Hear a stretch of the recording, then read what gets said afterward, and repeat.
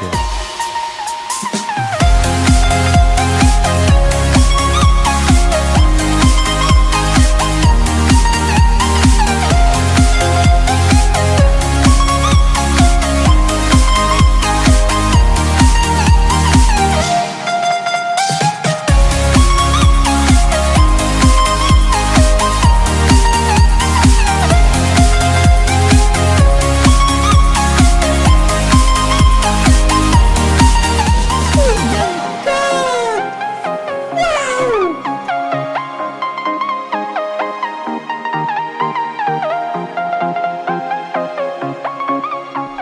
मजा आया और मैं ये जो मजा है हिंदुस्तान के हर व्यक्ति को देना चाहता हूं।